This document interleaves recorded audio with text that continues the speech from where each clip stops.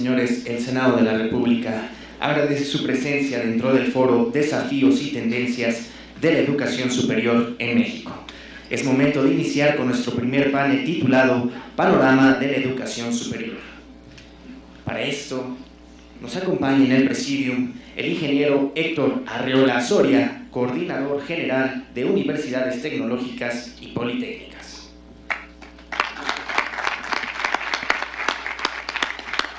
El doctor Luis Ernesto Derbez, rector de la Universidad de las Américas, Puebla. Diputada Adriana Ortiz Lanz, ex rectora de la Universidad de Campeche. Doctor Felipe Martínez Rizo, fundador del INE e investigador de la Universidad de Aguascalientes. Doctor Juan Pardinas, director general del Instituto Mexicano para la Competitividad. Finalmente, para conformar este honorable presidium, nos acompaña el doctor Roberto Rodríguez Gómez, quien será nuestro moderador en esta mesa. De este modo, cedo el uso de la palabra al doctor Roberto Rodríguez Gómez, no sin antes darles una breve semblanza del doctor. El doctor Roberto Rodríguez Gómez es doctor en Sociología, investigador del Instituto de Investigaciones Sociales de la UNAM y profesor en la Facultad de Ciencias Políticas y Sociales de la UNAM. El doctor es especialista en temas de política educativa y educación superior comparada. Es miembro del Seminario de Educación Superior de la UNAM, de la Academia Mexicana de Ciencias y del Consejo Mexicano de Investigación Educativa. Es consejero del Consejo Nacional de Participación Social en Educación de CONAPACE y consejero técnico del Instituto Nacional para la Evaluación de la Educación. Sin más preámbulos, doctor Roberto Rodríguez Gómez, tiene usted el uso de la palabra. Muchas gracias. Han transcurrido casi 20 años desde la integración de la primera Agenda Global para el Desarrollo de la Educación Superior, aquella derivada de la Conferencia Mundial sobre la Educación Superior, celebrada en París en 1998. Se insistía entonces en la importancia de ampliar el acceso a la educación superior para mejorar los niveles de cobertura y equidad del sistema, en superar la calidad y la pertinencia de los servicios educativos, en diversificar las modalidades de enseñanza y en reforzar la cooperación con el mundo del trabajo. Se enfatizaba también el potencial de las entonces nuevas tecnologías de la información y las comunicaciones, así como el valor estratégico de los procesos de evaluación y aseguramiento de calidad. En la misma coyuntura, la Asociación Nacional de Universidades e Instituciones de Educación Superior suscribió un extenso documento de diagnóstico y propuestas para la educación superior del país. Se titula La educación superior en el siglo XXI, líneas estratégicas de desarrollo, y fue aprobado por la Asamblea General en noviembre de 1999. El planteamiento de Anúyes incluía una visión hacia el ya cercano 2020, con, entre otros rasgos, los siguientes. Decía, en 2020, si hacemos bien las cosas, México cuenta con un sistema de educación superior de mayores dimensiones y cobertura, diversificado, integrado y de alta calidad. Las IES desarrollan sus actividades de docencia según el perfil y la misión de cada una y utilizan modelos innovadores de aprendizaje y enseñanza. Las IES centran su atención en la formación de sus estudiantes. Las IES contribuyen a la preservación y difusión de la cultura regional y nacional en el contexto de la cultura universal. Cuentan las IES con los recursos humanos necesarios para realizar sus funciones con calidad y con recursos materiales y económicos en la cantidad y con la calidad, la seguridad y la oportunidad necesarias para el desarrollo eficiente de sus funciones. Las IES cuentan con estructuras organizacionales, normas y sistemas de gobierno que favorecen un funcionamiento eficiente y congruente con su naturaleza y misión. Gracias a relaciones adecuadas con el sistema político en el contexto de una sociedad democrática, el sistema de educación cuenta en el 2020 con un marco normativo acorde con su naturaleza que ofrece a las IES seguridad jurídica y estabilidad de sus funciones. Señala la visión, por último, se ha consolidado un sistema nacional de planeación y de evaluación, acreditación y aseguramiento de la calidad de la educación superior. A la distancia, con esos puntos de referencia, podemos preguntarnos hoy si ha transitado la educación superior en la dirección que se deseaba, ¿no? En 2000 habían 2 millones de estudiantes de educación superior, hoy hay 3.5, aumentenle a 4 si contamos los de abierta y a distancia. O sea, hemos crecido, más de 100,000 por año no es poco. También se ha diversificado hasta alcanzar al día de hoy una suerte de esquema de 3/3, 1 millón en privadas, 1 millón en autónomas, el 1 millón y pico restante en dependientes de la SEP o de las autoridades estatales. Hay cosas que han, sin duda alguna, mejorado el perfil de la planta académica, del profesorado y de los investigadores, pero también persisten dificultades en materia de planeación y coordinación, déficit normativo y regulatorio, una insuficiencia crónica de recursos, resistencias a la innovación y síntomas que acusan problemas de calidad y pertinencia más o menos severos. Algunos objetivos que han sido planteados con insistencia: la internacionalización, la movilidad de estudiantes, la responsabilidad de las IES respecto a la empleabilidad de los egresados, apenas se están comenzando a atender con seriedad. Hay, en suma, todavía un trecho importante por recorrer.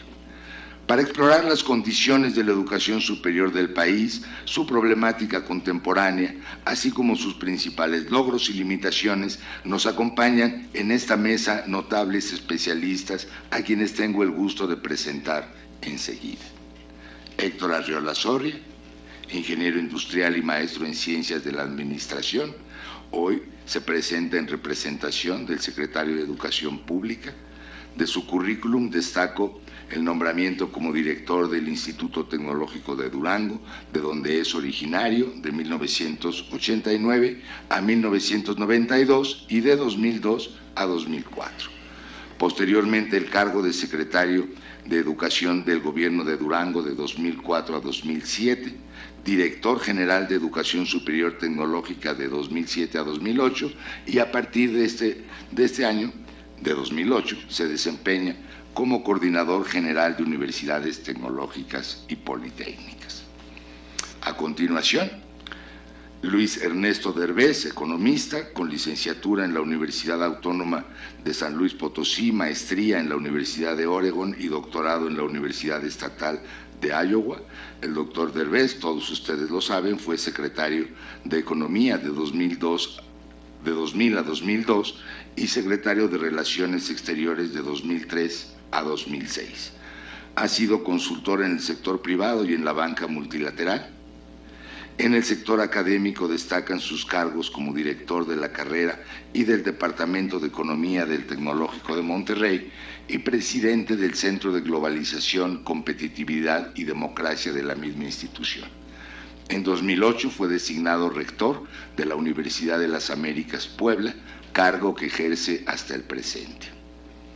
Enseguida, Adriana Ortiz Lanz, abogada por la Universidad Autónoma de Campeche y maestra en Administración Pública por la Universidad Complutense de Madrid.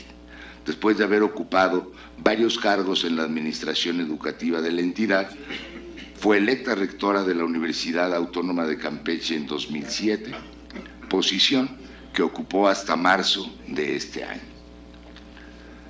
Actualmente es diputada federal en la 63 legislatura para el periodo 2015 a 18 y pertenece al grupo parlamentario del Partido Revolucionario Institucional. Cabe destacar que la diputada Ortiz Lanz es una de las escasas mujeres que han sido rectoras de una universidad pública, aunque la segunda en la Autónoma de Campeche. Felipe Martínez Rizo es filósofo y sociólogo de la Universidad de Lovaina, investigador educativo, exrector de la Autónoma de Aguascalientes, especialista en sociología de las desigualdades educativas. Martínez Rizo es uno de los académicos de la disciplina con obra más abundante y de mayor calidad, que comprende prácticamente todos los niveles y aspectos del sistema. Es además reconocido como un experto de talla mundial en materia de evaluación. Fue director fundador del Instituto Nacional para la Evaluación de la Educación Superior, el INE, de 2002 a 2018. Ha recibido múltiples reconocimientos, de los que sobresale el doctorado honoris causa otorgado por la Universidad de Valencia en 2011. Por último, nos acompaña Juan E. Pardinas. Su formación académica se inició en la UNAM con la licenciatura en Ciencias Políticas, obtuvo la maestría en Economía por la Universidad de Sofía en Tokio y el doctorado en Gobierno por la London School of Economics. El doctor Pardinas ha impartido clases en la UNAM, el Tecnológico de Monterrey y en la London School of Economics, además de publicaciones especializadas en los campos de políticas públicas, economía y finanzas.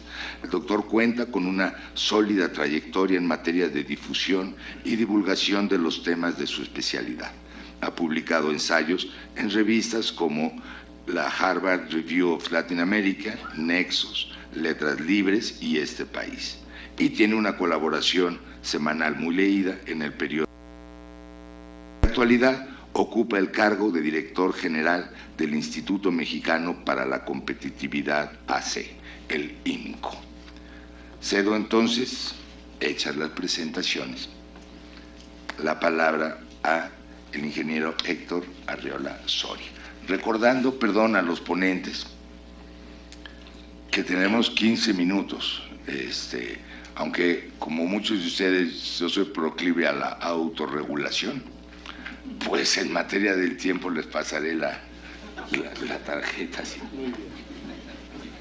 Por favor.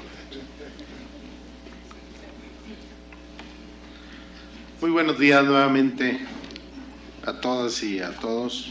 Muchas gracias a NUYES, a FIMPES, al Senado por la invitación.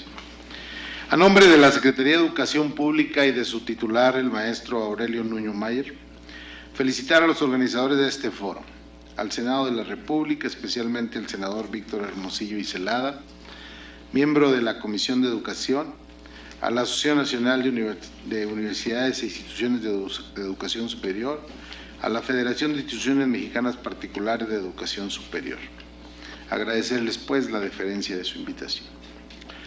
No hay mejor manera de encontrar alternativas de solución a los grandes retos nacionales que escuchando e intercambiando ideas y visiones sobre los temas centrales del quehacer nacional. Y no puede ser más oportuno el que hoy nos convoca, la educación superior. La reforma educativa propone establecer el papel de la educación para reducir las desigualdades sociales, garantizar el desarrollo integral de los mexicanos y contar con un capital humano preparado que sea fuente de innovación y lleve a todos los estudiantes a un mayor potencial y al país a la competitividad. Para dar cumplimiento a los alcances de esta reforma, la Secretaría de Educación Pública propicia, a través de políticas y programas de apoyo, las condiciones necesarias para que la sociedad mexicana reciba una educación de calidad que contribuya de manera significativa al desarrollo económico, social, político y cultural del país. Hoy en día, no hay duda que la cobertura en educación superior sigue constituyendo el principal reto. En el ciclo escolar 2014-2015 se atendió a más de 3.5 millones de estudiantes en la modalidad escolarizada, considerando los niveles de técnico superior universitario, educación normal, licenciatura y posgrado, lo que significa un incremento de poco más de 96,000 alumnos con respecto al ciclo anterior y 215,000 más que al inicio de la administración. Para la atención de esta matrícula participaron 363,000 maestros en 7,073 escuelas, resultados que comparados con el año escolar previo representan incrementos del 4.2% y 2.2% en el mismo orden. Esto significa una cobertura en la licenciatura escolarizada, técnico superior, normal y licenciatura y posgrado de 30.1% en el grupo de población de 18 a 22 años de edad.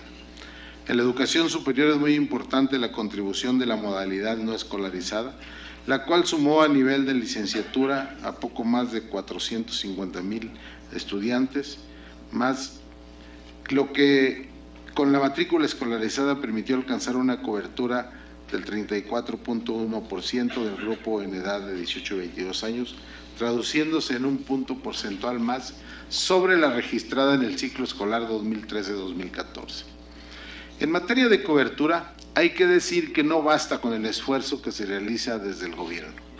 Es innegable que la aportación de las instituciones particulares es y será fundamental para cumplir con las metas del sexenio. Actualmente hay más de 2,500 centros de educación superior particulares, los cuales albergan el 33% de la matrícula nacional.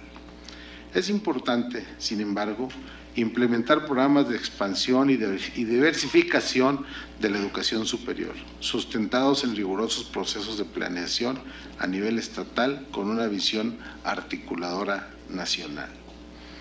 Aprovechar los años que restan del bono generacional a través de inversiones en educación representa una oportunidad única de prepararse para el futuro. Sociedades con mayor participación de los jóvenes en sistemas de educación de calidad y en el empleo productivo serán sin duda más exitosas frente a los desafíos del envejecimiento de la población. Un gran desafío que enfrentan las instituciones de educación superior se refiere a la calidad.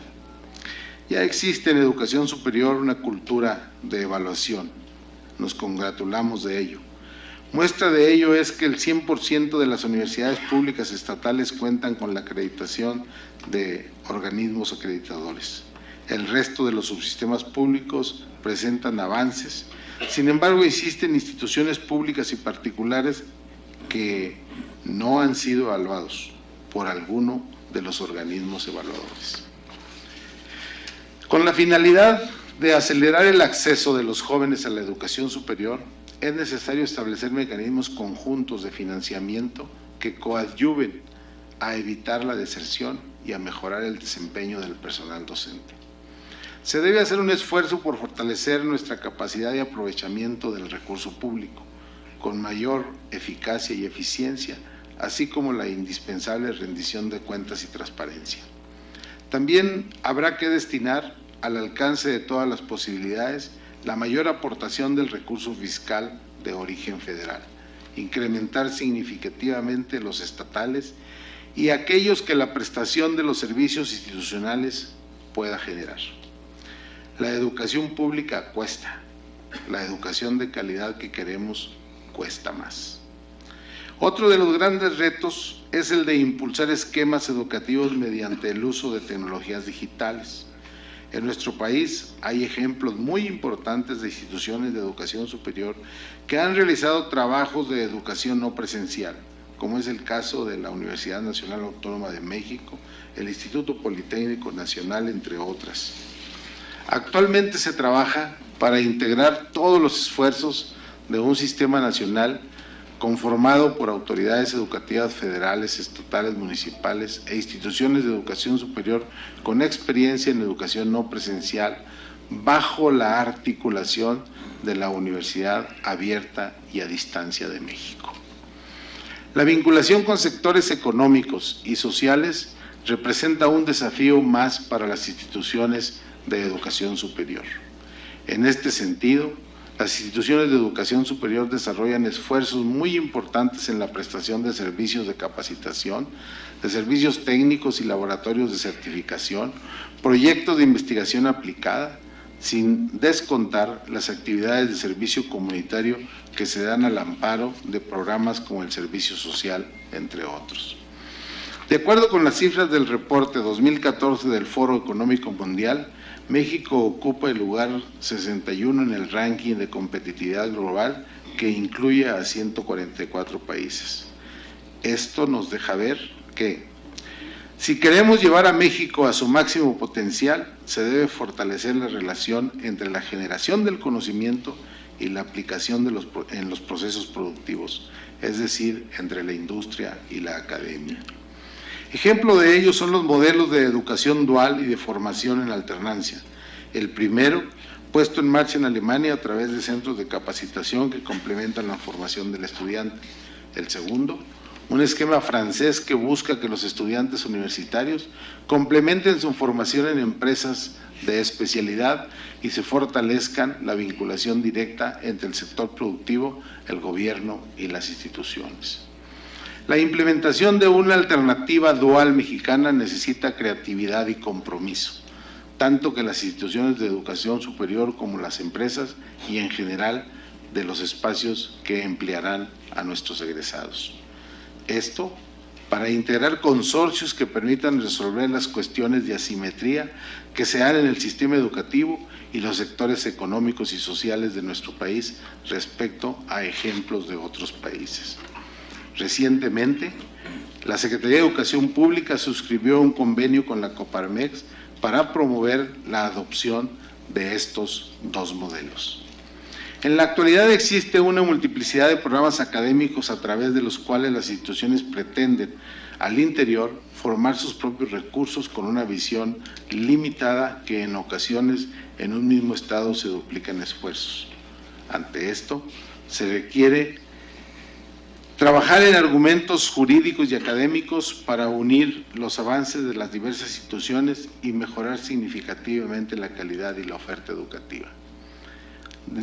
Dicho en otras palabras, se requeriría lograr entre las instituciones un espacio común que nos permita el tránsito entre una institución y otra de nuestros estudiantes y el reconocimiento de los programas educativos. Otro desafío más que tiene el país es brindar a los egresados las facilidades para iniciar una pronta vida laboral, por lo que resulta importante revisar los procesos de egreso y titulación. Se debe trabajar para lograr un perfil del egresado que contemple habilidades, competencias y actitudes, como por ejemplo, el uso correcto de la expresión oral y escrita, la capacidad de análisis, las soluciones de problemas con visión innovadora, emprendedora y con responsabilidad social en una sólida cultura de la legalidad, sin olvidar el indispensable manejo de un idioma extranjero. Requerimos que no se tengan programas académicos aislados, sino que se desarrollen aquellos que integren lo mejor de cada institución para que la oferta a la sociedad sea amplia y pertinente. México es fuerte en sus instituciones de educación superior, sin duda, pues existen muchas de alta competitividad, públicas y privadas, a nivel nacional e internacional. La SEP busca sumar cada vez más a esta categoría. La competitividad genera riqueza para una sociedad equitativa, inclusiva y próspera. Es responsabilidad de la educación superior sumarse a la preocupación sobre los impactos futuros en materia de energía, cambio climático, pobreza y conectividad, con la finalidad de contribuir al desarrollo social, económico, político y cultural. Muchas gracias por su atención.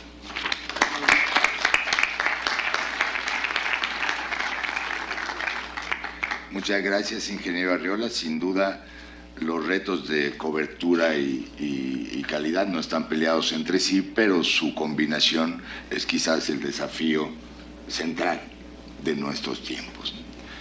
Bueno, enseguida toca el turno de la palabra al doctor Luis Ernesto Derbez. Muy buenos días. El ingeniero puso la muestra de ser cuidadoso con el tiempo, entonces, como yo no soy, sí me tiene usted que decir, mi querido doctor, cuando es el momento. Primero quisiera agradecer la invitación al señor senador Hermosillo. Muchísimas gracias por la invitación de estar aquí presente. Y también quisiera decir que, en términos generales, yo soy una persona provocadora y, por lo tanto, voy a ser probablemente una voz disonante en mucho de lo que ha estado diciéndose hasta el momento. Yo creo que uno de los grandes problemas que traemos en la educación superior, como en todo el sistema educativo mexicano, es lo que yo llamo el fantasma de Vasconcelos.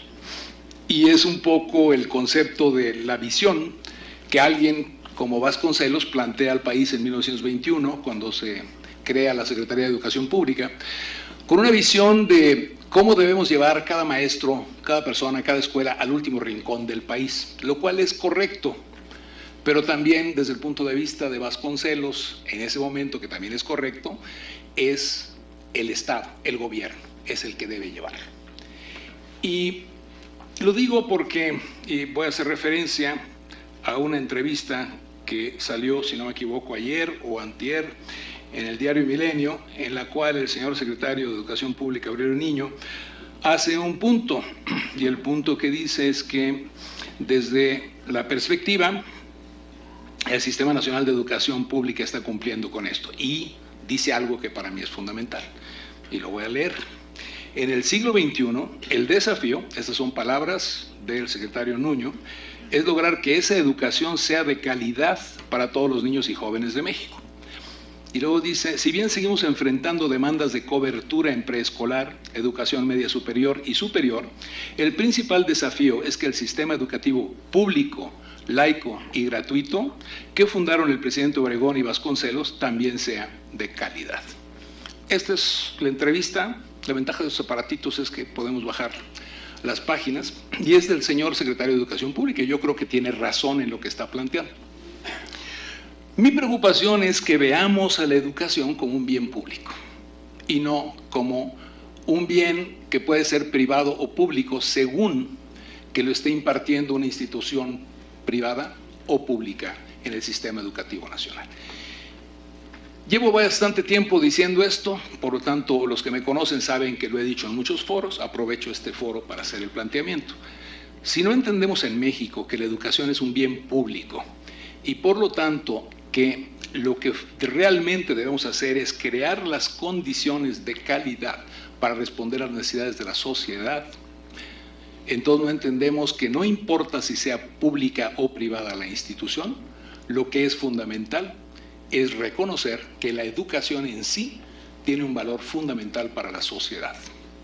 Y creo, y por eso hago el comentario del fantasma de Vasconcelos, que un poco nos hemos perdido en este concepto de que es el gobierno, por lo tanto, el que tiene que impartir este proceso educativo. Y aunque hay un reconocimiento actual muy claro de que la iniciativa privada o el sector privado juega un papel, y lo acaba de mencionar el ingeniero, creo que lo que no ha quedado claro es que, por lo tanto, sea institución privada o sea institución pública, las dos tienen exactamente el mismo valor en términos de la entrega de ese bien público que debe ser la educación.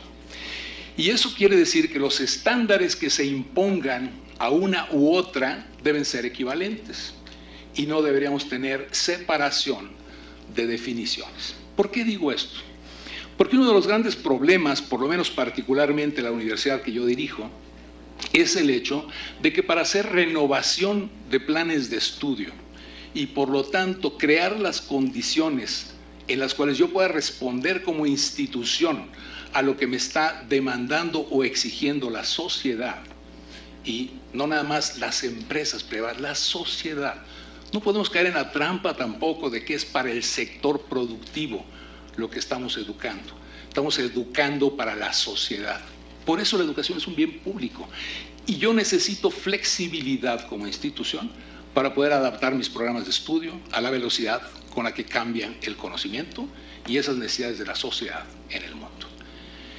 Y creo que una de mis grandes preocupaciones, y dado que la mesa es sobre el panorama de la educación superior en México, es el hecho de que estoy sujeto como estructura a determinaciones para poder garantizar un REBOE y por lo tanto la validez oficial. Y creo que este es uno de los grandes puntos que se tendrá que discutir en estas mesas y que supongo que se estarán discutiendo en otras, de cómo debe ser entonces este sistema que me permita validar oficialmente los estudios de los estudiantes, no importa en qué institución estén. Y dotarme de flexibilidad como institución educativa me ayudará a poder responder a lo que está haciendo el proceso de moderación, de modificación y de modernización de la sociedad mexicana. No tengo problema en aprovechar el bono democrático, pero el hecho más importante para México es que ese bono democrático ya está, ya va y ya lo perdimos, ¿ok? Y lo que tenemos que pensar muy en serio es cómo agarro a lo que ya tengo ahorita y lo preparo correctamente para el futuro. Yo hacía la broma hace un momento con Juan, que estamos totalmente de acuerdo en que debe ser un idioma extranjero lo que demos. Yo sí casi que incluiría el idioma, y lo que diría es el inglés como la base. ¿Por qué? Porque si no vamos a acabar también capacitando gente, y no tengo ningún problema con otros países y otros idiomas, en idiomas que no son necesariamente el idioma mundial, que hoy prevalece como la lengua franca en todo lo que estamos haciendo. Nosotros también en la universidad enseñamos alemán, obviamente ahí está Volkswagen en Puebla y a todo el mundo le encanta el alemán. Tenemos francés, tenemos italiano, tenemos chino, tenemos japonés, pero nuestros estudiantes deben dominar el idioma más importante, que es inglés, y salir con ese perfeccionamiento. ¿Qué es lo que pasa en nuestra institución? Que nos preocupa, por lo tanto, la flexibilidad de los reboes y nos preocupa también este concepto que viene de certificación de las profesiones. Y lo digo abiertamente aquí, yo soy economista, aunque estoy de educador, soy en realidad economista, y mi gran preocupación es que no se generen estructuras en el sistema educativo que nos lleve a controles por grupos monopólicos u oligopólicos.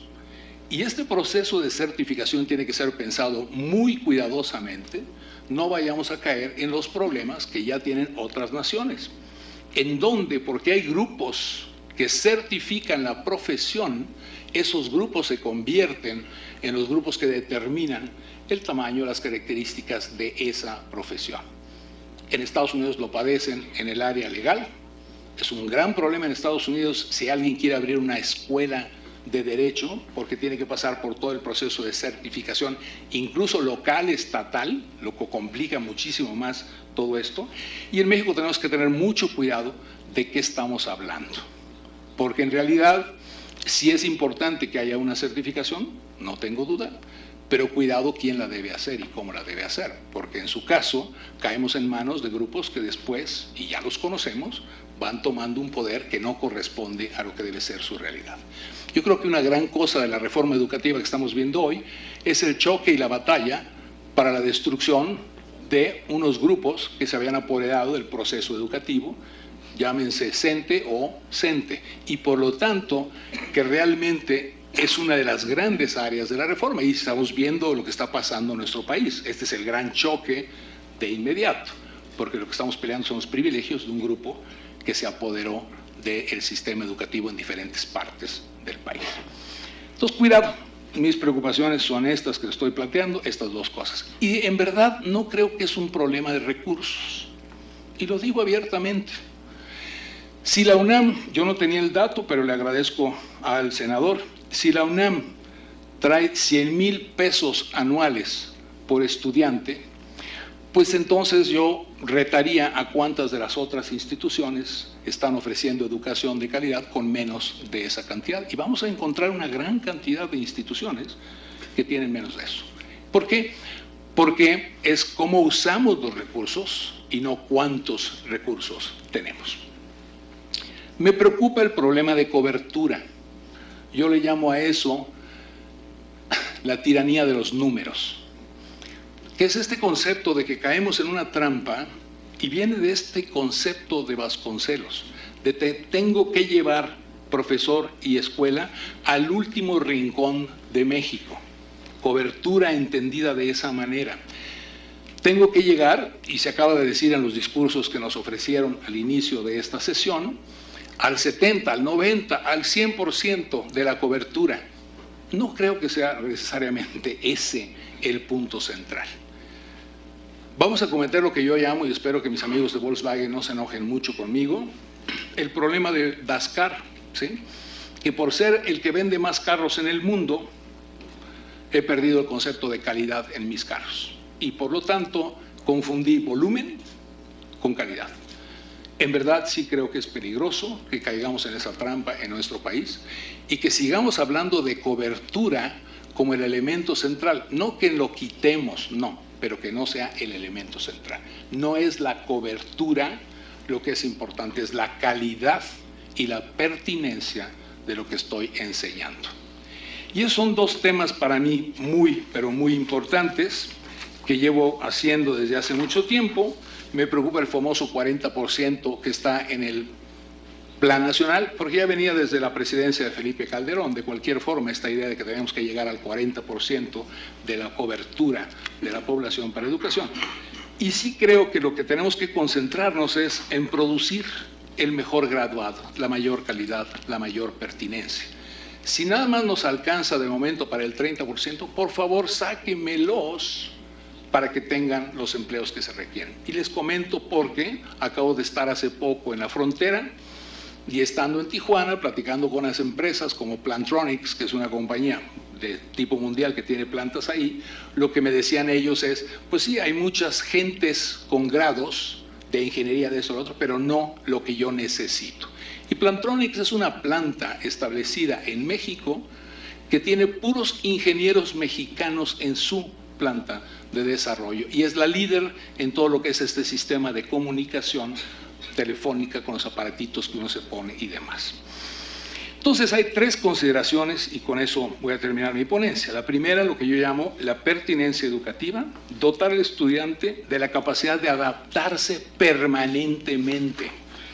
Esto no es un asunto de que te preparo, te doy un título, te certifico. Lo importante es, ¿tienes tú la capacidad para cada 2 años renovarte y estar a la altura de lo que exige la sociedad? ¿Sí o no? Y eso es algo que tenemos que cuidar en educación superior. Tenemos que enseñarle a aprender. Lo decimos todos, pero lo importante es cómo se hace para que esta persona cuando termine, no importa si está o no certificada, cada 2 años los cambios dramáticos que hay en el conocimiento en el mundo, lo sepa adaptar a lo que está haciendo. E incluso adaptarse como persona, porque es muy probable que se dedique a otras cosas y no necesariamente a las que fue entrenado. Yo ando de rector cuando soy economista, ¿sí?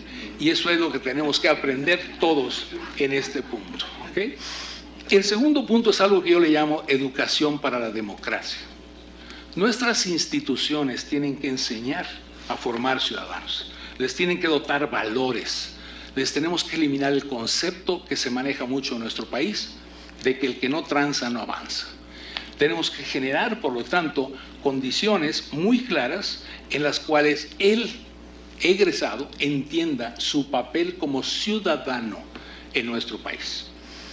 Lo que está pasando hoy a los jóvenes, a muchos de nosotros, es esta concepción de que ¿para qué voy a respetar derechos humanos si de todos modos en cualquier momento te matan y no pasa nada? Este concepto es algo que no solamente corresponde al proceso de educación, aunque nosotros le debemos dar valores, sino también al resto de la estructura social. Y muy particularmente creo yo que ahí sí hay una labor fundamental de las universidades junto con el gobierno para plantear esta posición. Preguntas como, ¿para qué me importa el principio de propiedad privada si finalmente me lo pueden quitar de cualquier manera? Si no vale la pena. Si el sistema financiero destruye los valores y pierdo mi casa, pierdo mis actividades. Entonces, cuidado en la combinación. Tenemos que dotarlos de eso, educarlos y también tenemos que generar las condiciones sociales para que se responda a estas inquietudes. Henry Kissinger expresó en una ocasión que una sociedad en la que impere el respeto a los derechos humanos y la libertad individual es un concepto más revolucionario que el concepto de socialismo defendido por muchos de los políticos actuales. Y creo que esto es válido en nuestro país. Tenemos que enseñarle a todos nuestros jóvenes, esto tiene que ser un papel de la educación superior, que el concepto de libertad y el concepto de derechos humanos es fundamental para una sociedad. Y lo que estamos enseñándoles en ocasiones es lo contrario, es lo social, lo que será. Realmente hay preguntas. Y por último, Pues yo creo que el mayor problema para todos nosotros es el concepto de educarte para la formalidad, para que generes actividades formales. Hace poco el señor presidente de la República mencionó, creo yo correctamente, que se han generado 1,5 millones de empleos en los 3 años de esta administración. Pero la gran pregunta es, ¿qué ha pasado con la informalidad? Ha disminuido. Y por lo tanto, uno de los grandes puntos que deberíamos estar haciendo es el sistema y la estructura que hemos planteado, por primera ocasión, está llevando a que la gente formalice su actividad. Y yo estoy convencido que esto es algo fundamental, porque al formalizar las actividades vamos a crear las condiciones legales para que haya respeto a valores, haya respeto a condiciones importantes.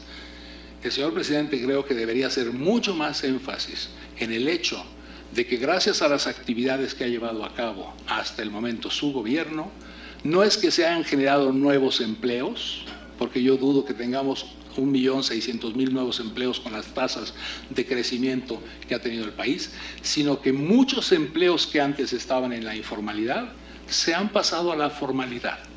Y eso es un punto fundamental para nuestros estudiantes, para la educación superior.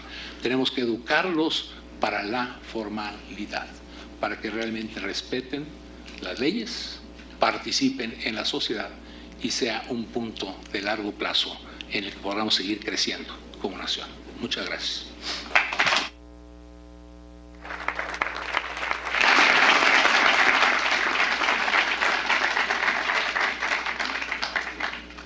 Más que temas provocativos o polémicos, los colocados por el doctor Derbez en la mesa son sin duda de gran relevancia y actualidad, no solamente para el sector de las instituciones particulares, sino para el sistema en su conjunto. Flexibilidad para el cambio. Me parece que necesitamos todos hacer procesos más claros, transparentes, sencillos, eficientes, eficaces. Sin duda alguna es un denominador común para las instituciones públicas y las particulares, indudablemente. A continuación, tenemos la presentación de la diputada Adriana Ortiz Lanz. Como dijimos, es rectora de la Autónoma de Campeche. Muchas gracias, muy buenos días tengan todos ustedes. Felicito y celebro la acertada decisión de impulsar este foro por su oportunidad y alcances.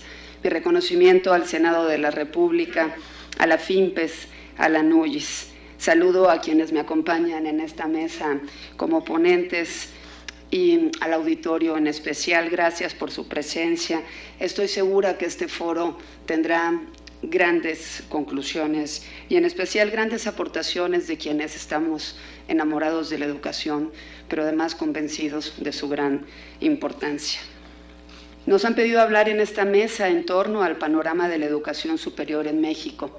Atendiendo a la sugerencia de tiempo, he decidido hacer, y pongo el cronómetro también y pido que me hagan la atención si me paso del tiempo, he decidido hacer esta presentación muy sintética y dividida en 3 bloques. En primer término, unos breves antecedentes de la educación superior, porque soy una convencida que la memoria, en especial la histórica, es fundamental para entenderlos a nosotros mismos y lo que sucede en el presente. Pasaré inmediatamente a comentar algunos aspectos relevantes de la situación actual para cerrar con lo que pudiera describir como reflexiones finales del rumbo de la educación superior en México. En un foro de esta naturaleza y ante especialistas y expertos, partimos de una afirmación: la educación tiene un papel fundamental en el desarrollo económico, político, social y cultural de los pueblos. Es un bien público, como se ha dicho, y coincido con la afirmación del doctor Derbez, que tendría que ser vista también como no importa en la fuente o la institución que proporcione esta educación, lo que importa es proporcionarla y que sea pertinente y de buena calidad. También la educación es una prioridad nacional, así lo hemos visto y así lo hemos concebido. He encontrado en 2 investigadoras mexicanas quizá una de las definiciones que para mí más pueden integrar lo que es la educación superior, en Giovanna Valenti y Gloria del Castillo.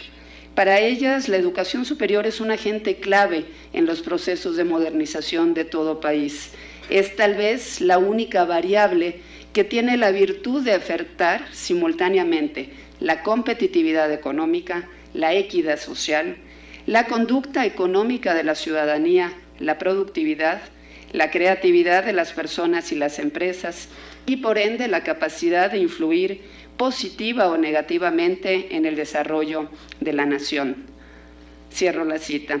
Es así que la educación superior es, desde mi punto de vista, el segmento más sofisticado de inversión en capital humano de la economía nacional, ya que en ella formamos a los profesionistas de las sociedades contemporáneas y en especial, y no hay que perder de vista este aspecto, a los docentes del mismo sector educativo, y se anida, alienta y consolida a las comunidades científicas que son precisamente las que suelen llevar a cabo parte de la investigación científica, tecnológica y humanística del país. Si bien el sistema de educación superior tiene sus antecedentes más lejanos en la época de la colonia, cuando se crea la Real y Pontificia Universidad de México en 1551, es hasta la independencia y la presencia de los gobiernos liberales que a finales del siglo XIX se abren las primeras instituciones de educación superior en las entidades federativas. En la primera mitad del siglo XX, diversos factores obstacularizaron el desarrollo de la educación superior en México, entre los que destacan el rezago educativo y los problemas de financiamiento. Es hasta la segunda mitad del siglo XX cuando la educación superior tiene un avance significativo. En 1973 se reconoce a la educación como un bien público. Se presenta una expansión o ampliación de la cobertura y la introducción de nuevas formas de gestión y administración, empezando a generar también, hay que decirlo, las primeras disparidades entre las regiones y los estados del país. Es lo que se presenta en este periodo también la década perdida, con algunos retrocesos. Un dato significativo para ver cómo se ha movido la evolución de la matrícula de la educación superior en México. Eran 109 alumnos cuando teníamos en 1964 el primer registro de la matrícula. En 1994 pasamos a 1.354.000 alumnos y hoy, como se ha comentado en este foro, llegamos ya a 4 millones de alumnos matriculados en la educación superior. El apoyo a la educación superior en aquel entonces no se apegó a un principio de políticas que propiciaran una coherencia al interior del sistema. Si bien se puso énfasis en la ampliación de la cobertura, no se propusieron criterios cualitativos o de rendición de cuentas. Fue hasta mediados de los años 90 cuando se introducen cambios en los que destacan la relación virtuosa entre la búsqueda de la calidad y los incrementos presupuestales, así como la rendición de cuentas y en especial se sitúa la evaluación como el eje de la transformación educativa. Por eso llama la atención cuando escuchamos, y en esta mesa quienes me han antecedido en el uso de la palabra lo han comentado, algunos sectores a la luz de la reforma educativa se resisten a la evaluación. Esta es una práctica que en el nivel superior lleva más de 25 años y que ha evolucionado positivamente. Podemos afirmar que en la educación superior se evalúa a docentes, a alumnos, a egresados, a directivos, a investigadores, a los propios programas educativos, a los directivos de las instituciones y a las propias instituciones. Con ello podríamos pasar a la parte de la situación actual de la educación superior. Los rasgos principales, desde mi perspectiva, de la educación superior en México son la heterogeneidad y la diversidad como consecuencia del tamaño de las instituciones y su grado de desarrollo, así como las modalidades existentes. Esta atomización obedece también a la existencia de lógicas de distinta naturaleza en el desarrollo y la conducción de los diferentes niveles y subsistemas. La teoría del caos, aplicada al estudio de la educación superior en México, nos demuestra que conforme se multiplican las instituciones, aumenta la matrícula y se introducen más procesos de evaluación, el sistema de educación superior se hace cada vez más complejo, impredecible y contradictorio. Es un sistema heterogéneo en el que las instituciones se identifican por su orientación de campo formativo. Las diferencias también son de tamaño. Hablamos de instituciones con 340,000 alumnos hasta instituciones con menos de 300 alumnos. Diversos especialistas coinciden en señalar que el modelo dominante de financiamiento de la educación superior, en particular el que corresponde a las universidades públicas estatales, es inercial e inequitativo. Tiene un alto grado de incertidumbre y resulta insuficiente para atender la creciente demanda e impulsar las transformaciones necesarias y desarrollar los procesos de planeación de mediano y largo plazo que permitan a las instituciones adaptarse al entorno nacional e internacional. En México, la tasa de cobertura creció de 6.7% en 1970 a 23% en 2006 y a casi 34% en la actualidad.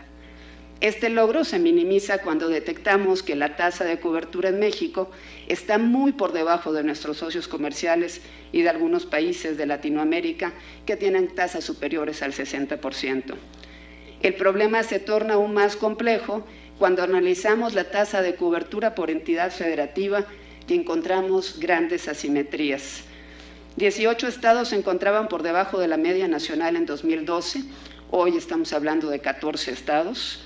Y el diferencial, y esto es importante y al mismo tiempo es preocupante, el diferencial entre el estado de mayor cobertura, que es el Distrito Federal, y el de menor cobertura, que es Quintana Roo, es de un 53%.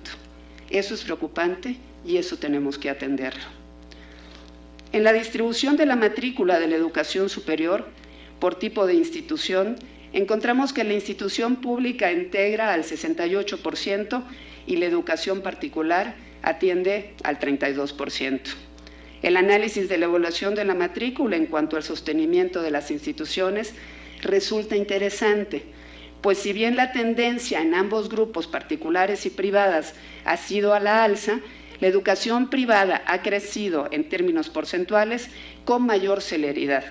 En 1995 la matrícula en la educación privada era de 301,000 estudiantes y para el 2012 alcanzó 1,743,000 alumnos, es decir, tuvo un incremento superior al 200%.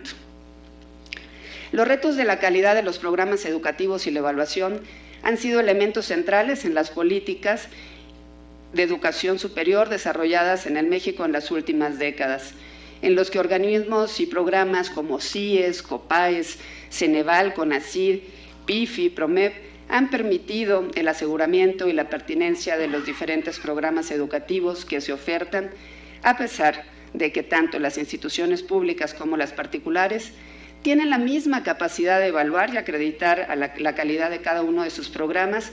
Existe también una evidente disparidad entre los esfuerzos realizados para lograr este reconocimiento. Según la información disponible en la Secretaría de Educación Pública, actualizada a julio de 2015, el 88% de los alumnos matriculados en las universidades públicas estatales estudian en programas educativos que han sido acreditados de buena calidad. Héctor Arriola, en su intervención, nos hablaba también de los indicadores de universidades tecnológicas, de universidades politécnicas, de los propios institutos que en términos generales van arriba del 70, 80 y 90%. Esto contrasta con el registro en las instituciones particulares en el que solo el 17% de sus estudiantes estudian en carreras con reconocimiento de buena calidad. Creo que ahí hay una tarea pendiente, incentivar la evaluación de los programas educativos y no tengo duda de la calidad con la que se oferte en muchas de las instituciones. Lo que hay que hacer es incentivar los mecanismos de evaluación en las mismas. La equidad es una garantía consagrada en el artículo 4 de nuestra Constitución y reforzada en el ámbito educativo en el artículo 3 del mismo ordenamiento.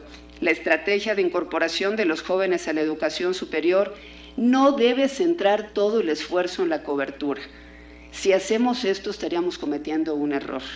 Hay que cuidar por lo menos dos aspectos adicionales. Quienes ya ingresaron a las instituciones deben permanecer en ellas y concluir sus estudios. Y el ingreso a la educación superior debe universalizarse, es decir, deben incorporarse cada vez más jóvenes provenientes de los grupos sociales más desprotegidos. Si vemos un análisis rápido de algunas cifras, solo el 12% de los jóvenes pertenecientes al quintil de menor ingreso en este país logran acceder a la educación superior. Esto contrasta con el quintil de mayor ingreso, que alcanza hasta el 50%. Existe la presencia también de una monodependencia financiera, a pesar de la diversificación de las fuentes de financiamiento. Encontramos también una insuficiencia que yo llamaría crónica de recursos para la investigación y desarrollo y débiles vínculos con el sector productivo.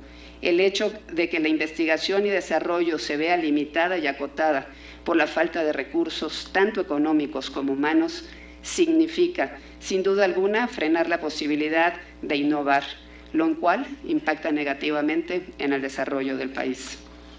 Concluyo señalando que la reforma educativa, desde mi perspectiva en México, partió de una profunda reflexión sobre la impartición de educación de calidad, sobre la rectoría del Estado mexicano en materia educativa y sobre el fortalecimiento de una sociedad de derechos y libertades. Si bien hasta el momento la reforma educativa se ha focalizado mayormente en la educación básica y media superior, en los preliminares permitió analizar pormenorizadamente el sistema educativo mexicano en su totalidad, destacando para el caso de la educación superior la necesidad de acentuar los mecanismos para superar la desigualdad social y la construcción de la sociedad del conocimiento. Derivado del análisis de comprender que la economía del conocimiento requiere inversión social, cobertura escolar para todos, gasto público correctamente orientado, equidad social, el Estado mexicano aparece como un actor necesario al que se deberá sumar la sociedad para asumir la responsabilidad de brindar una educación de calidad. Brindar esta educación de calidad, como lo han demostrado los estudios del Banco Mundial, es perseguir el desafío de lo que se ha llamado la triple hélice, donde la sociedad, el sector productivo y las instituciones de educación superior, públicas o privadas, caminen hacia esa meta que hemos denominado inversión social. La pregunta fue claramente, ¿cuál es el panorama de la educación superior en México? Y tratando de aportar algunos elementos, yo diría que al menos tenemos que tener presente generación y retención de talento, gasto público, pero también privado, en actividades de innovación y desarrollo tecnológico, propiedad industrial e infraestructura, formación de ciudadanos libres, responsables e íntegros, generación de capacidades científicas y tecnológicas, posgrados con la industria, posgrados de calidad, posgrados a distancia, impulsar áreas de especialización de acuerdo a las vocaciones productivas de cada región, desde una perspectiva que incluya ejes transversales como equidad de género, desarrollo sustentable, gobernanza democrática, medio ambiente y energía, competitividad e integración productiva, cierre de brechas entre regiones y entidades del país y un modelo de financiamiento plurianual. En este sentido, concluyo diciendo que el desafío de la educación superior consiste en reforzar los mecanismos por los cuales la inversión social, especialmente a través de la construcción de una sociedad del conocimiento, pueda detonar el desarrollo humano de todos los mexicanos. Muchísimas gracias.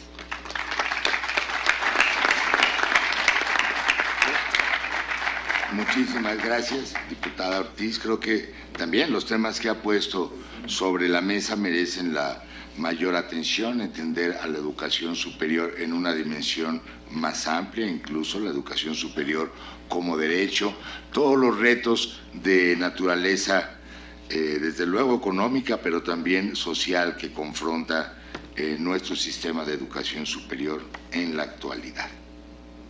Coincidiendo con esta perspectiva, y perdón por meter la cuchara, tengo para mí que más que ser un bien público, la educación superior puede ser un bien público y quizás debe ser un bien público, pero esto va a ocurrir cuando se cumplan condiciones de asequibilidad, que sea asequible para la mayoría, condiciones de calidad, desde luego que sirva, y condiciones de pertinencia, ¿no? De manera que es más bien un camino que un punto de partida, es un punto de llegada. Tendremos un sistema de educación superior que opera como bien público, es decir, beneficia a la sociedad cuando podamos resolver, entre otros, los retos que se han venido planteando. Para abundar en el tema de la perspectiva y los retos, a continuación la presentación de Felipe Martínez Rizo.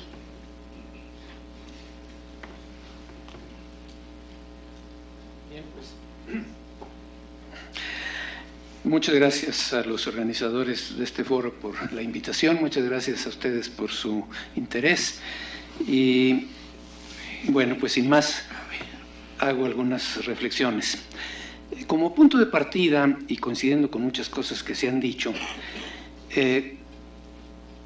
comienzo señalando que me parece que el sentido que debe de tener la educación lo tenemos que definir a partir de las necesidades que debe atender, que debe de satisfacer la educación.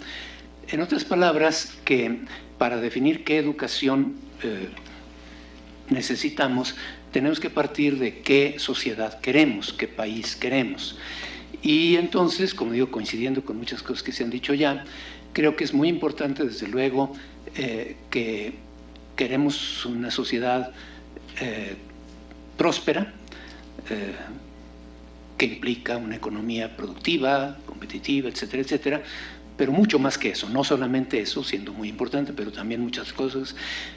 Queremos una democracia madura, no solamente formal, sino madura, lo cual implica ciudadanos pensantes, críticos, participativos, y queremos una sociedad cohesionada, una sociedad incluyente, una sociedad pacífica, tolerante, solidaria, qué sé yo. Y la educación, en todos sus niveles, tiene que contribuir a eso.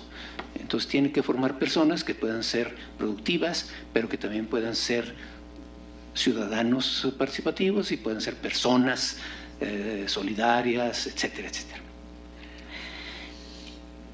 Para ello, el país necesita una muy buena educación en todos sus niveles, una muy buena educación básica, que efectivamente llegue a todos los niños y jóvenes con muy buenos niveles, una educación media superior, como le decimos aquí, diversificada, y una educación superior también con estos rasgos. ¿Por qué menciono los tres niveles si estamos en un foro que se refiere solamente a la educación superior? Pues porque me parece que no podemos tener una buena educación superior si no cuidamos los otros niveles. Uso una frase de Iván Illich que decía que pretender reformar la universidad sin mejorar los niveles educativos previos sería como pretender arreglar un edificio comenzando por el 12º piso.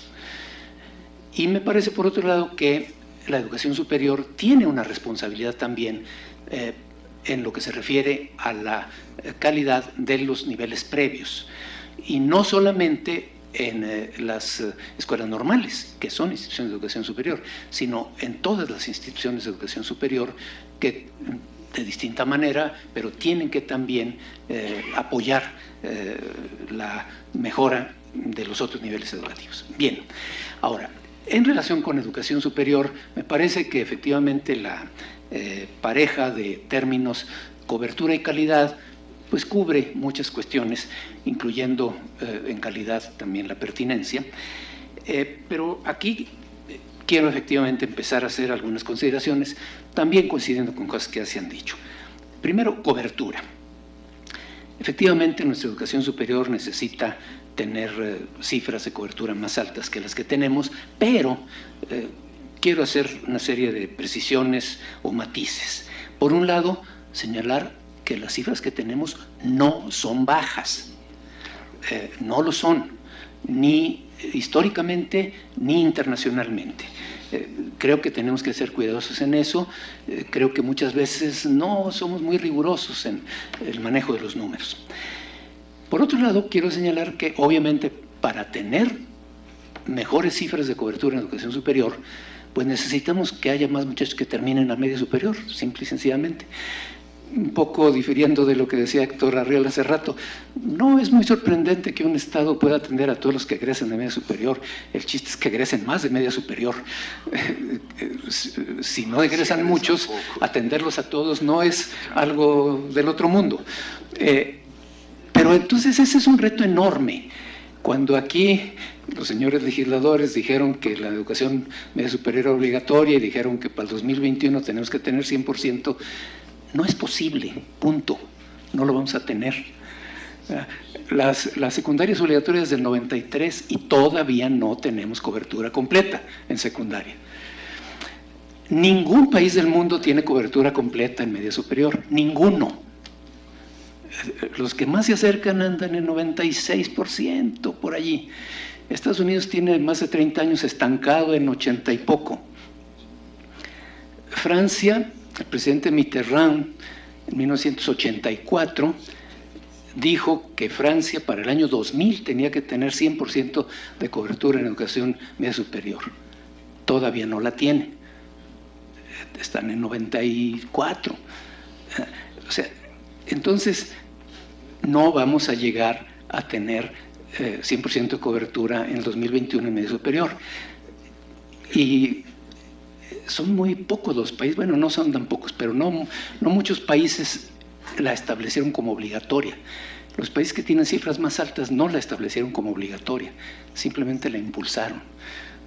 Porque ponerlo en la ley no tiene chiste, pero hacer que se cumpla es muy diferente. Y hacer lo necesario para que se cumpla es mucho más complejo. Por otro lado, evidentemente, la cobertura debe aumentar, pero no de cualquier forma.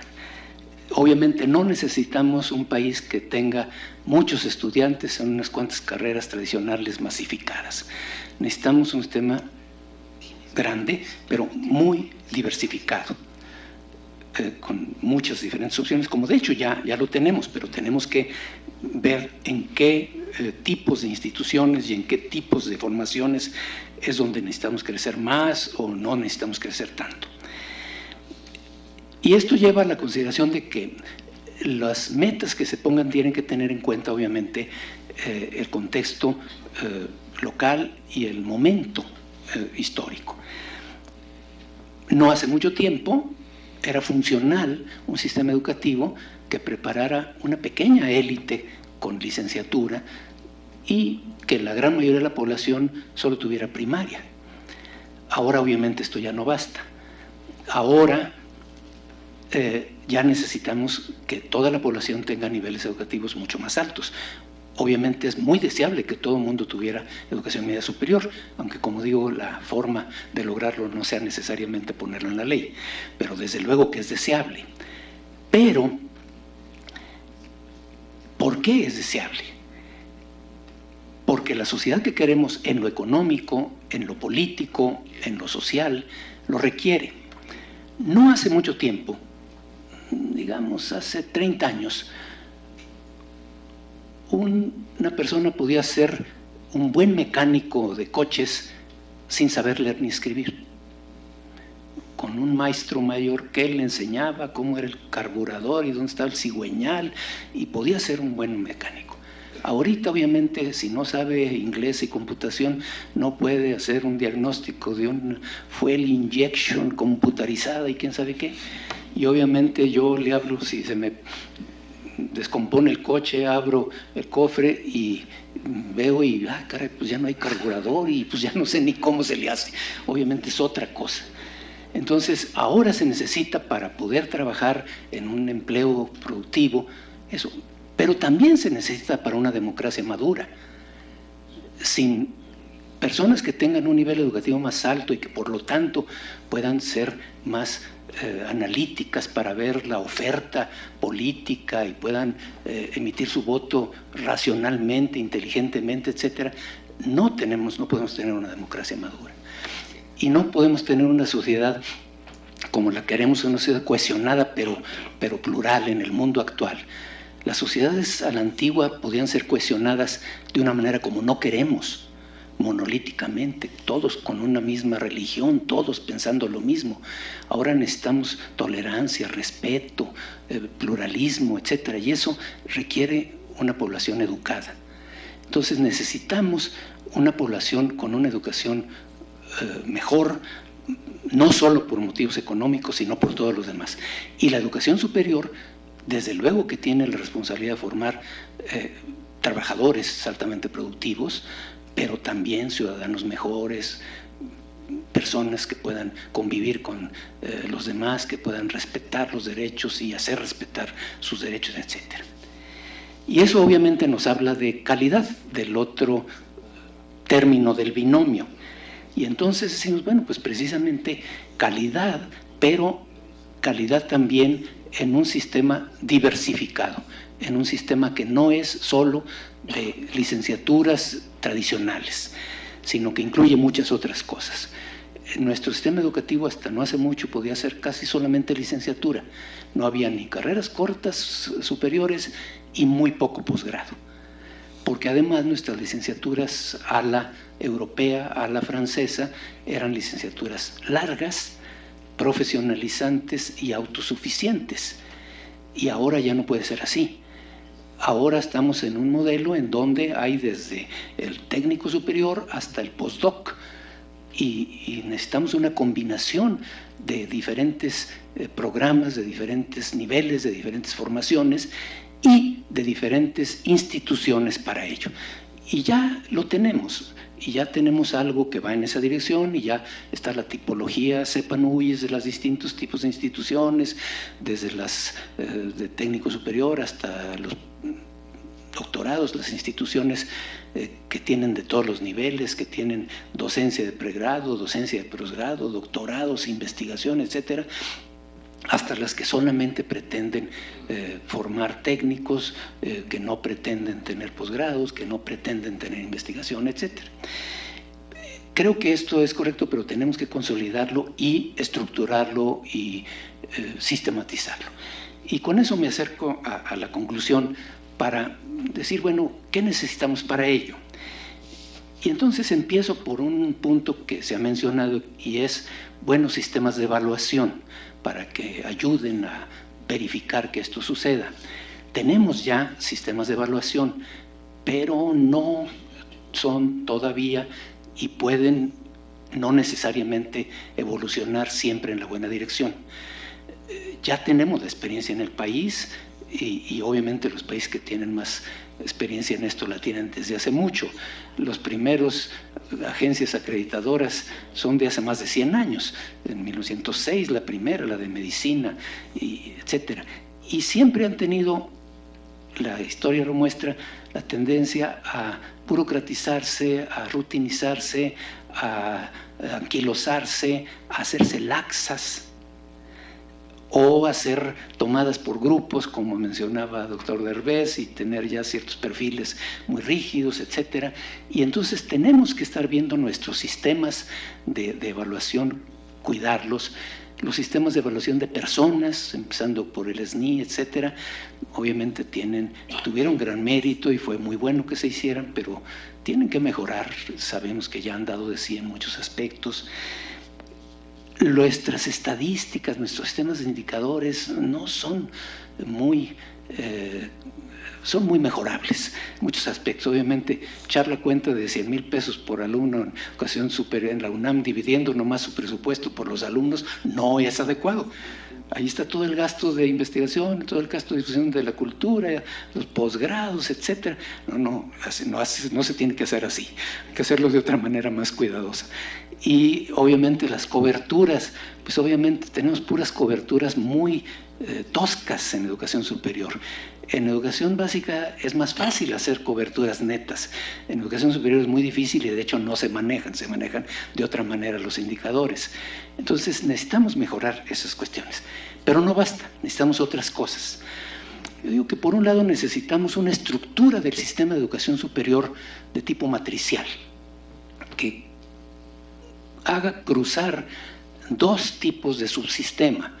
Por un lado, ciertos subsistemas nacionales, obviamente por tipos de institución, o sea, obviamente las universidades tecnológicas que tienen su sistema es muy correcto, es muy lógico, son instituciones similares, con problemas similares, y que es muy natural que se reúnan y se discuta.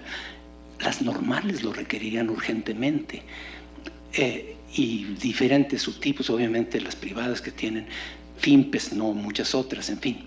Pero por otro lado, verdaderos sistemas estatales de educación superior, que no hay. Desde fines de los 70s y principios de los 80s, cuando empezaron estas cuestiones y se crearon la COMPES, los CORPES y las COEPES, las Comisiones Estatales de Planeación de la Educación Superior, nunca funcionaron. Dicen, ¿por qué no funcionan? Pues es lógico. ¿Quién le hace caso a la COEPES? La Universidad Autónoma del Estado no le hace caso porque es autónoma, ¿verdad? Las federales no le hacen caso porque son federales. Las privadas no le hacen caso porque son privadas. Entonces, ¿quién le hace caso? Pues nadie, porque además en aquel momento no había prácticamente universidades estatales, entonces pues nadie le hace caso. Entonces, obviamente, las entidades federativas necesitan tener sistemas estatales integrados, diversificados, con una visión común, porque la tarea de responder a las necesidades de la sociedad de esa entidad es común, es colectiva de todas las instituciones de esa entidad, aunque sean de un subsistema o de otro. Entonces, por eso digo, la estructura del sistema de educación superior debería ser matricial, con subsistemas nacionales y subsistemas estatales que se cruzan. Y por otro lado, obviamente, las cuestiones de gestión y gobierno. Se ha mencionado la cuestión de los reboes, que efectivamente, por un lado, eran laxísimos, ya a nivel federal ya no son tan laxos, pero a nivel estatal siguen siéndolo, y por otro lado hay riesgo de que también, por otro lado son muy rígidos en ciertos aspectos y muy laxos en otros, no funcionan como están. La autonomía, pues la autonomía como que ahorita es todo y nada, ¿verdad? O sea, las universidades autónomas son totalmente autónomas y las otras son cero autonomía. Y yo creo que todas las instituciones de educación superior deben de tener autonomía en cierto sentido, no necesariamente igual, pero el concepto de autonomía debería ser precisado y matizado para ver qué tipo de autonomía y qué grado de autonomía o qué nivel de autonomía corresponde a cada tipo de institución, pero no debería ser simplemente de que unas, las que son creadas por ley, sea del legislativo federal o de un legislativo estatal y que pueden tener autonomía, y las otras nada. Creo que es algo muy diferente y que implica obviamente el marco jurídico. Entonces, bueno, pues efectivamente creo que ya nos hace mucha falta una cirugía mayor al marco jurídico de la educación superior. Creo que efectivamente lo que tienen la ley general no es suficiente y lo que es particular, la ley de coordinación, totalmente obsoleta, rebasada. Hace falta un marco jurídico. Es una tarea muy importante, muy delicada, porque obviamente un mal marco jurídico pues no lo necesitamos. Necesitamos un nuevo marco jurídico, pero muy cuidadoso, muy bien pensado, que no vaya a crear más problemas, sino que resuelva los que ya hay. Muchas gracias por su atención.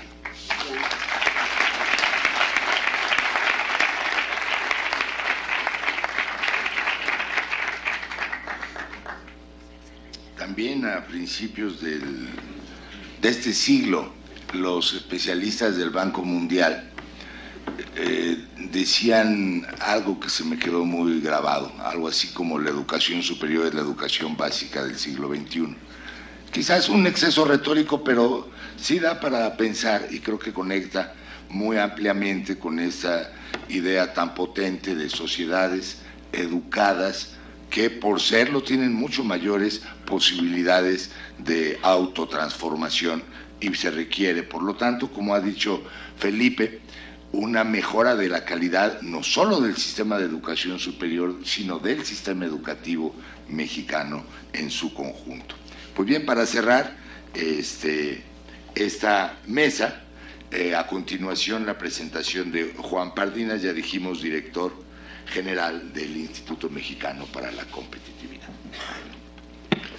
Muy buenos días, muchas gracias al Senado de la República por permitirme estar esta mañana compartiendo con ustedes el trabajo que hacemos en IMCO. Les quiero hablar de tres fuerzas que ya están empezando, pero van a impactar sobre la educación superior y sobre todo, no solo en la educación superior, sino el mercado laboral profesional. Las tres fuerzas son la tecnología, la demografía y la globalización. Sobre la primer fuerza, la tecnología, me voy a tomar el atrevimiento de recomendar un libro que no he leído. No lo he leído porque el libro no ha salido, pero conozco los papers del profesor Robert Susskind de la Universidad de Oxford que va a derivar en su libro, entonces intuyo que el libro va a ser muy interesante.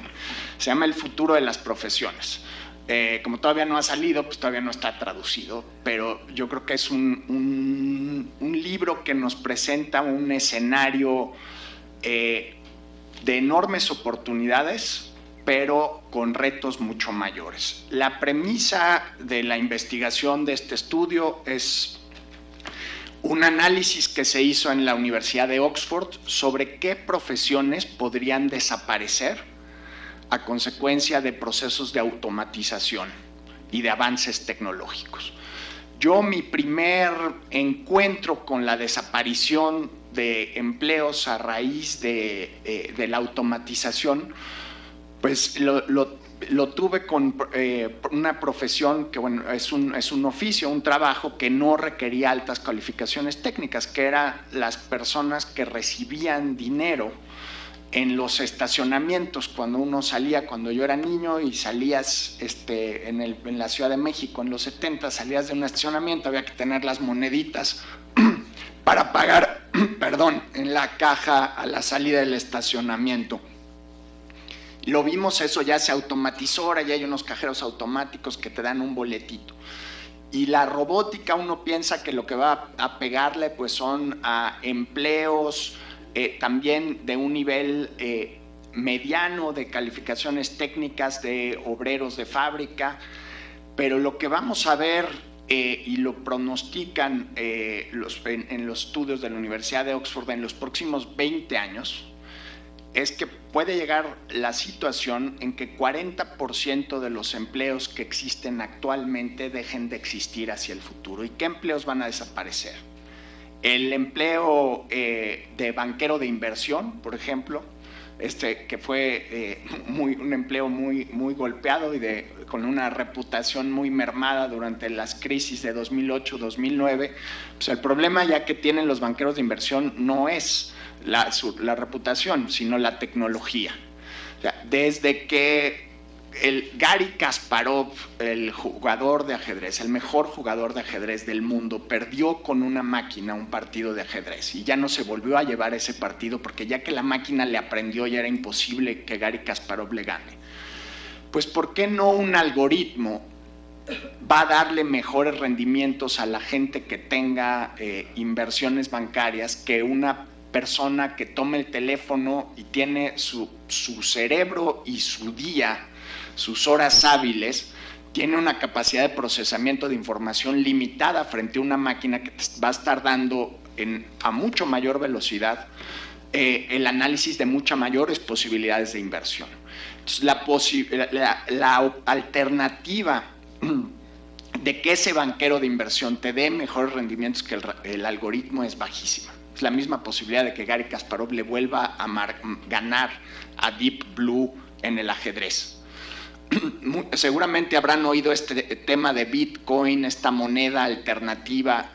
Bueno, la parte más interesante de Bitcoin para mí es la parte tecnológica más que la parte económica.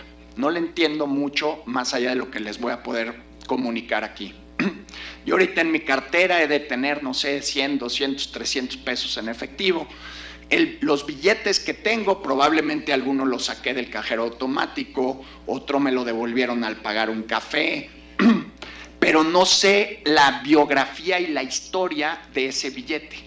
No sé si ese billete se usó para pagar una mordida, no sé si ese billete se usó para comprar en el mercado, de dónde estaba ese billete hace un mes, en manos de quién, en qué lugar del país, estaba en un banco.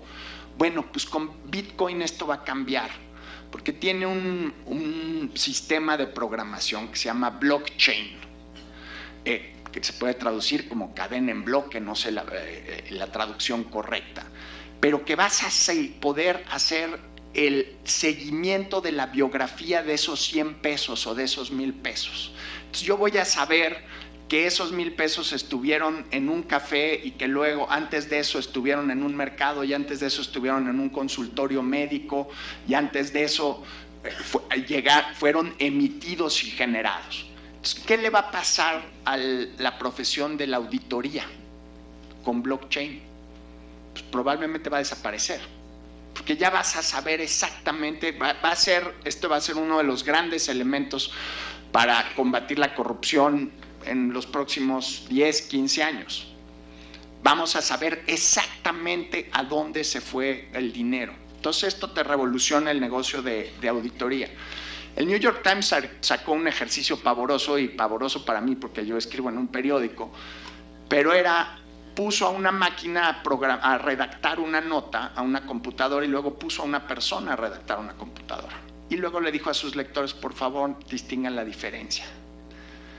Y era muy difícil distinguir la diferencia entre la nota redactada por la computadora y la nota redactada por un ser humano.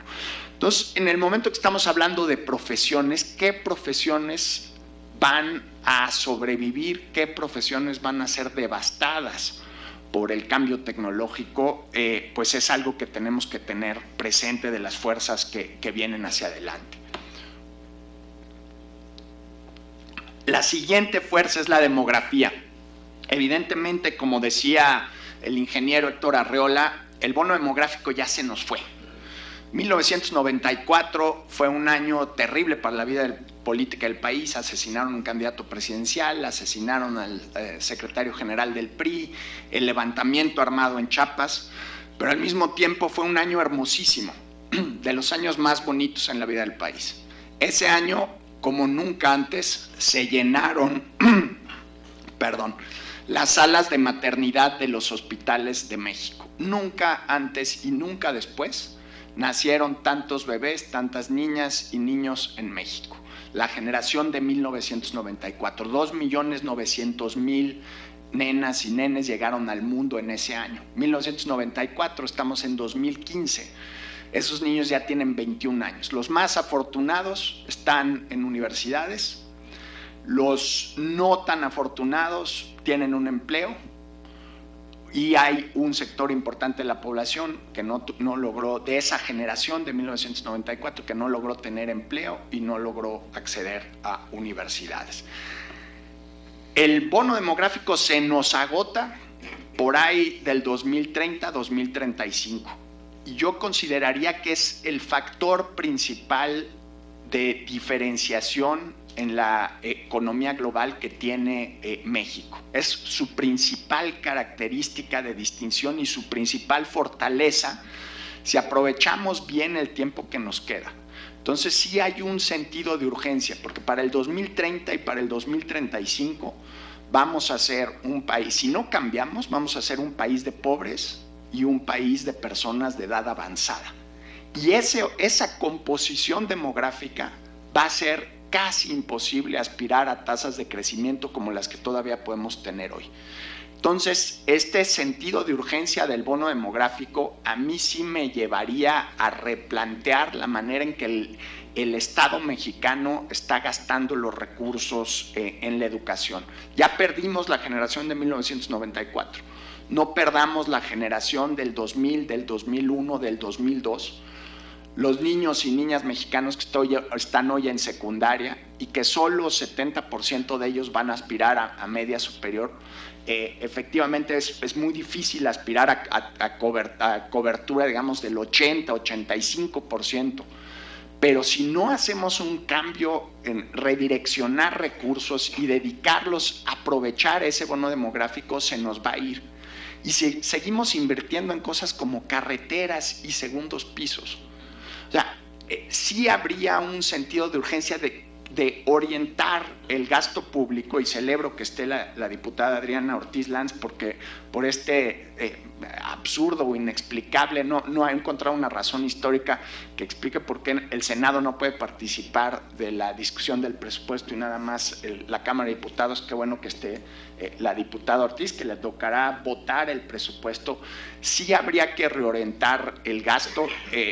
Difiero de mi amigo Luis Ernesto Derbez, creo que hay mucho dinero, pero se necesita más, porque si queremos invertir en las carreras que van a determinar el éxito en el mundo del 2030, del 2035, esas carreras necesitan mucho dinero.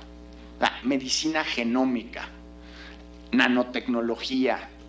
A la hora que yo soy, y muy orgullosa, no solo soy egresado de la UNAM, yo diría que ese es mi dato biográfico menos relevante con respecto a la UNAM. Soy hijo, nieto, hermano, sobrino y primo de profesores de la UNAM. Entonces, para mí la UNAM es como pues, un miembro de mi familia. O sea, ahí crecí y por supuesto estudiar ahí me ha formado, pero es parte como de mi vida cotidiana.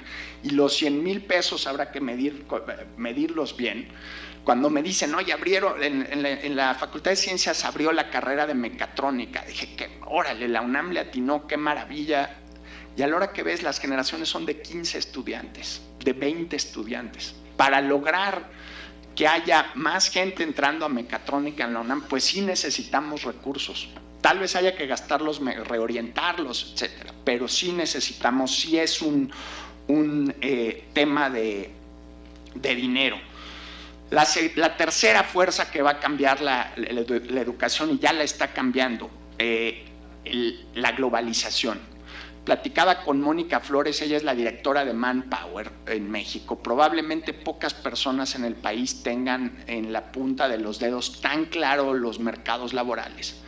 Y yo, como egresado de la UNAM, sufrí esta forma de discriminación, que la discriminación siempre es, yo creo que es una forma de ignorancia, de que era sobre todo a fines del siglo pasado, cuando terminé mi carrera, de que si venías de una universidad pública, que no mandaras tu currículum, ¿no? Cuando estaba solicitando trabajo, un prerequisito bastante estúpido.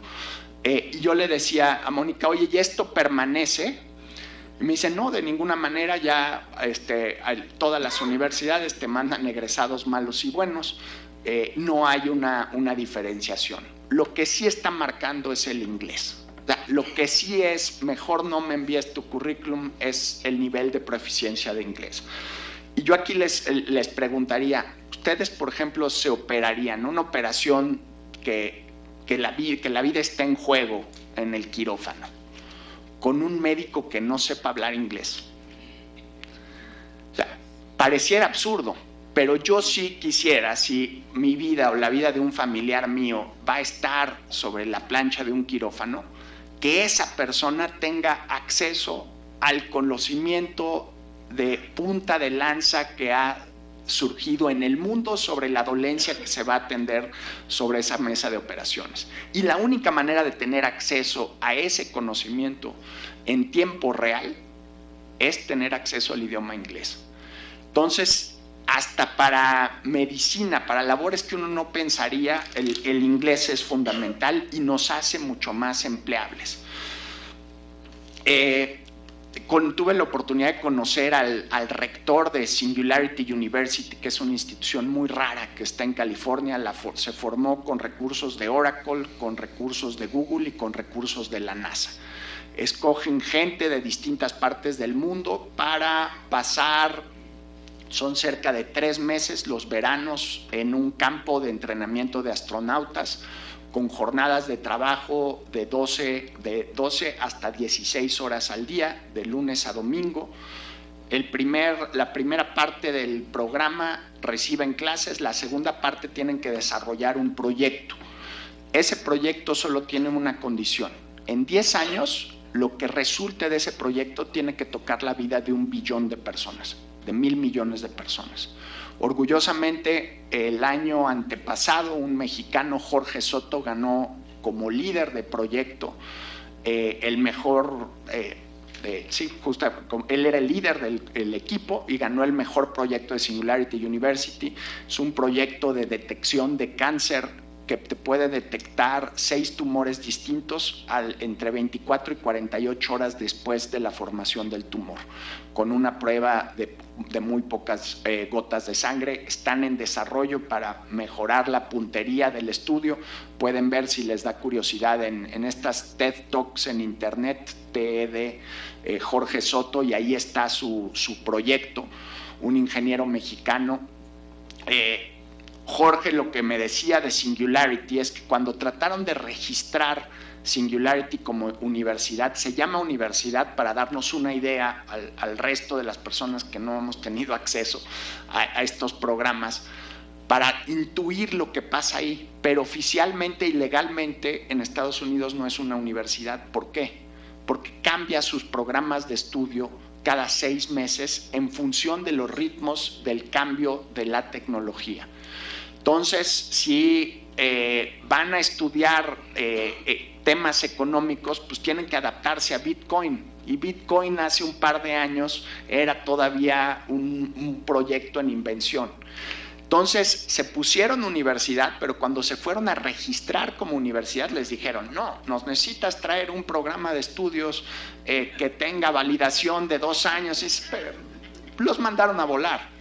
Dijeron: la tecnología y el mundo va por otro lado, nosotros vamos a ir a ese ritmo, no nos podemos convertir en una universidad. Entonces, ¿cómo nos adaptamos? ¿Cómo nos adaptamos al inglés? ¿Cómo adaptamos a las universidades a este proceso de flexibilización? Hay carreras que probablemente no necesiten 4 años, como los pasamos la mayoría, algunos nos pasamos un poco más,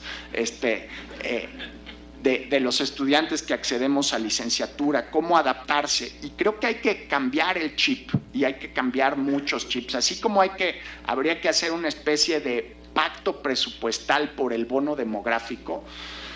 Creo que dentro de las universidades, y eso lo sé por estos antecedentes familiares que les digo, hay que cambiar el chip. En las facultades donde hay desarrollos tecnológicos, deberían esas facultades dejar de estar peleadas con el dinero. Me tocó entrevistar el laboratorio de la Ciudad de México, hizo un concurso muy interesante. El premio del concurso era un empleo.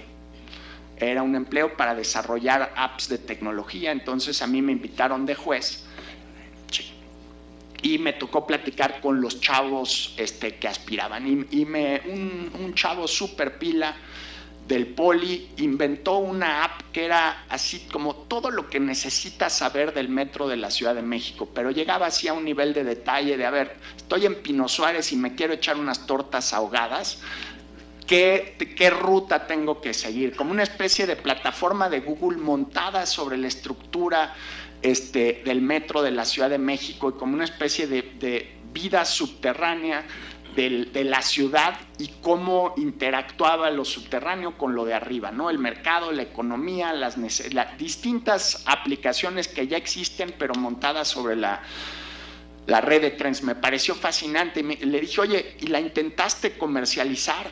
Me dijo: pues sí, intenté, pero ya no me acuerdo la cifra que me dio, pero me hubieran tocado creo que el 5 o el 10% de las regalías por comercializarla. Entonces, a ver, espérate. Ahí la universidad está, por tratar de ganar mucho, está perdiendo todo. este chavo se debería quedar con el 80% de las regalías, como sucede en buena parte de las universidades que tienen más éxito en registro de patentes. Y por supuesto la universidad merece recibir una retribución económica por lo que se desarrolló ahí. Pero cuando sigamos teniendo esta lógica de que generar utilidades a través de la investigación financiada con dinero público es algo inmoral o perverso, nos vamos a seguir rezagando. Si a ese chavo le hubieran dado el 80% de las utilidades, probablemente ese chavo no hubiera estado buscando trabajo en el ADF, hubiera estado abriendo otra empresa con otros jóvenes del Poli. Y quiero cerrar con una experiencia que me pareció sumamente provocadora y probablemente a varios de los presentes les parezca atroz, pero a mí me pareció sumamente interesante, y es la Universidad Aeroespacial de Querétaro. El proceso de ingreso de los chavos que entran a la Universidad de Querétaro sí lo deciden los profesores, como ocurre en cualquier universidad, y hay criterios de entrada, pero también lo deciden las empresas que van a contratar a esos chavos cuando terminen sus cursos. Entonces tú ya sabes que si eres un estudiante que vas a entrar, sabes que Airbus ya te contrató si tienes 8 de calificación, 9 de calificación al final de tu carrera, y ya sabes a qué posición vas a entrar. Nunca he visto un engranaje tan eficiente y tan exitoso del mercado laboral con el diseño de las universidades. Y por supuesto que no se puede hacer para todas las carreras y no se puede hacer en todas las instituciones.